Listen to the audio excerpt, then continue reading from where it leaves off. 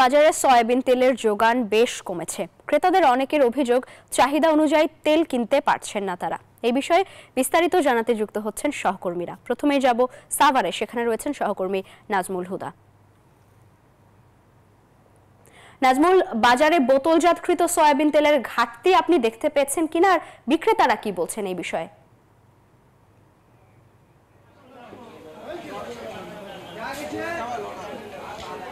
ধন্যবাদ আপনাকে। আপনি যেমনটি বলছেন, এবং এই মুহূর্তে রয়েছি সাভারের গ্যান্ডা বাজারে, এবং আমরা দেখেছি সোয়াবিন তেল কিন্তু খোলা তেলটা আছে, বোতল যে বাজারজাত সেটা কিন্তু আসলে নাই, এবং বোতলের যে তেল যেটা সোয়াবিন সেটা কিন্তু এখন পুরাপুরি ক্রাইসিস, এবং ভোজ্য তেলে আবারও কিন্তু ফের অস্থিরতা দেখা দিয়েছে, এবং গতকাল থেকে এখন পর্যন্ত প্রতি লিটারে কিন্তু দাম বেড়েছে 12 থেকে 13 টাকা, এবং তেলের দাম কিন্তু আমরা যদি দেখাই যে এখানকার বাস্তব অবস্থা কিন্তু আমরা দেখছি যে তেল সংকট এবং গভীর মানে এই যে দাম বেড়ে যাওয়ার কারণে আসলে তারা এখানকার যারা সাধারণ মানুষ তারা কিন্তু আসলে বলছে যে খুবই সংকটে পড়েছে, এবং তেল কিনতে এসে যেহেতু সোয়াবিন তেল পাচ্ছে না বাজারে, কিন্তু যে নতুন যে ক্যানোলা তেল সেই তেল কিন্তু এখন তীর এবং বিভিন্ন ব্র্যান্ডের আসলে সেটা ব্যবহার করছে, এবং খুচরা যে তেলগুলো দেখছেন যে এই যে ড্রামে যে সোয়াবিন তেল রয়েছে সেটা কিন্তু আসলে বাজারে।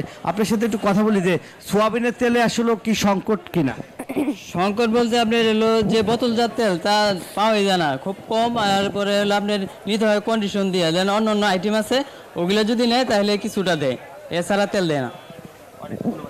শুনছিলেন যে এখানকার ব্যবসায়ীরা বলছে যে বর্তমানে আসলে যে সোয়াবিন তেল সেই সোয়াবিন তেল কিন্তু এখন পুরো সংকট রয়েছে, এবং আমরা যদি এখানকার যে বাজারগুলোতে একটু দেখাতে চাই যে তারা বাজারে তেল কিনতে এসেছে, বেশিরভাগই কিন্তু আসলে বাজারে যে তেলের এখন যে সংকট সেটা কিন্তু এখন দেখা দিয়েছে, এবং যারা বাজার করতে এসেছে তারা কিন্তু আসলে তারা বলছেন যে সোয়াবিন তেল কিন্তু হঠাৎ করে আসলে বাজার, যেহেতু সামনে রমজানের আগেই কিন্তু তেলের দাম বেড়েছে, এবং সেই বাজার মনিটরিং করতে কিন্তু আসলে প্রশাসনকে বলা হয়েছে, এবং এখনও যারা সাধারণ যারা ভোক্তা তারা আসলে বলছে যে বাজার যদি মনিটরিং না করা হয় তাহলে হয়তো তেলের দাম বা ভোজ্য তেলের দাম এভাবেই আসলে বাড়তে থাকবে। এই ছিল আমার কাছে বাজারের তেলের সর্বশেষ। একই খবর যাতে আমার আর এক সহকর্মী রয়েছে চট্টগ্রামে, যাচ্ছি নয়নবয় জয়ের কাছে।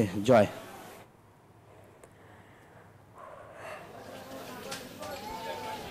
ধন্যবাদ নাসমুল আপনাকে। আপনি যেমনটা সাভারের খবর জানিয়েছেন তেমনিভাবে কিন্তু চট্টগ্রামেও সামনে যে রমজানকে ঘিরে কিন্তু আমদানির কোনো কমতি আমরা দেখছি না। আমদানি কিন্তু যে পণ্যগুলো আছে, ছোলা, ডাল, তেল সহ বিভিন্ন পণ্য যেগুলো যেহেতু রমজানের সবচেয়ে বেশি প্রয়োজন হয়, এসব পণ্যের দাম আমরা দেখছি কিছুটা কমতে শুরু করেছে, যেহেতু সরবরাহ যেমন হচ্ছে তেমনিভাবে আমদানিও কিন্তু পর্যাপ্ত আছে, আরও অনেক জাহাজে করে পণ্য আসবে। তো খাতুনগঞ্জের বাজার ঘুরে যেমনটা দেখেছি সেখানে পণ্যের কোনো সংকট নেই। তো যেহেতু রমজানের মধ্যে চাহিদা অনেক বেড়ে যায়, তো এখন থেকে চাহিদাটা বেড়েছে, যেহেতু খুচরা বিক্রেতা যারা আছে তারা এখন থেকে কিন্তু তারা মজুত করছেন, তার কারণে পাইকার যারা আছে তারাও কিন্তু আমরা দেখছি এখান থেকে কিন্তু পণ্য আমদানি বাড়িয়েছেন। তো এই কারণে পণ্যের কোনো কমতি দেখা যাচ্ছে না। ছোলার দাম যেমনটা কমেছে তেমনিভাবে আমরা দেখছি ডালের দামও কিছুটা কমেছে, যেখানে 110 টাকা করে ছোলা বিক্রি হতো, খুচরা বাজারে এসে এখন দেখছি 105 টাকা করে ছোলা বিক্রি করা হচ্ছে। এর সাথে অন্যান্য যে পণ্যগুলো আছে এগুলোর দাম কমেছে। তবে দুঃসংবাদ আমরা পাচ্ছি যে চালের বাজারটা এখনও পর্যন্ত স্থিতিশীল হয়নি।